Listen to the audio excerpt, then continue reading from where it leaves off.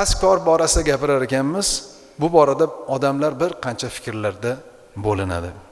Shunday insonlar borki, "Ey Allohga tavakkul qilaman, kasb qilishim shart emas. Bar rizqimni yozgan yuboradi" deydi. Bu tavakkul emas bu. Tavakkul qachon?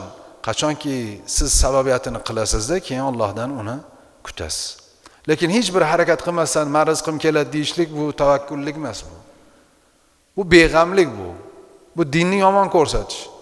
Dinni qora qilib ko'rsatish bo'ladi. Qancha biz ba'zida eshitib qolamiz, bizga kelishadi, "Qora aka, erim 5 vaqt namozxon" deydi. Lekin hech ta'minotga harakat qilmaydi deydi. Biror narsa desak, "Senlar Allohning rizqiga iymoning yo'qmi?" deb qoladi deydi. Qur'on va sunnatda Alloh taolo yo payg'ambarimiz sollallohu alayhi vasallam rizqinglar yozilingan uyda yotaveringlar degan joyi bormi? Yo'q. Unda biror bir payg'ambarning kasbi bo'lmasdi. Payg'ambarlarning hayotlarini o'qing, har birining o'zini kasbi bo'lgan.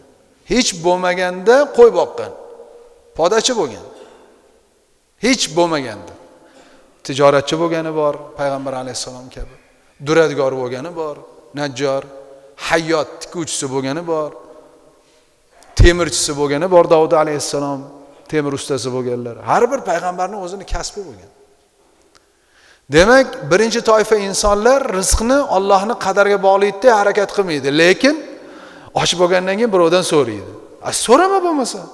San rizqing kelish kerak bu. Ana u insonlar birovga muhtoj bo'lib, birovning qo'liga qarab qolib, nima berar ekan, qorni to'yar ekanmi deydi. Vaholanki musulmon o'zi uchun harakat qiladi. Hazrat Umar radhiyallohu anhu ni bilamiz. Juda shijoatli, qattiq qo'l, adolatli xalifalardan birlari. Meni bir kishining ko'rinishi lol qoldiradi. Keyin u haqida so'rasam, uning kasbi yo'qligini aytishadi va u mening nazarimdan qoladi deganlar. Umar radhiyallohu anhu ga bittasini maqtaydi. Qarasalar jasorat, quvvat, tog'ni talqon qiladigan darajada quvvatga ega.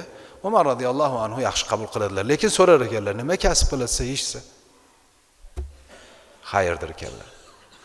Uni jismi, uni shijoat ko'rinishligi diniga ham, dunyosiga ham foyda bermaydi. Uni nimadir bilan mashg'ul bo'lib, kasb halol qilishligi kerak bo'ladi. Shuning uchun ba'zi bir tasavvuf yo'nalishlarida pirga qo'l beraman desa, pir so'raydi muriddan, "Nima ish kasbing bor?" deydi. "Kasbim yo'qsa, qachon bir kasb tutsang keyin kelasan" deydi.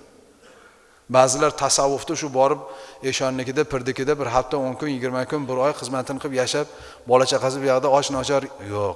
Unaqa gap yo'q. Ana shu bizning dinimizga yomon ko'rsatiladi.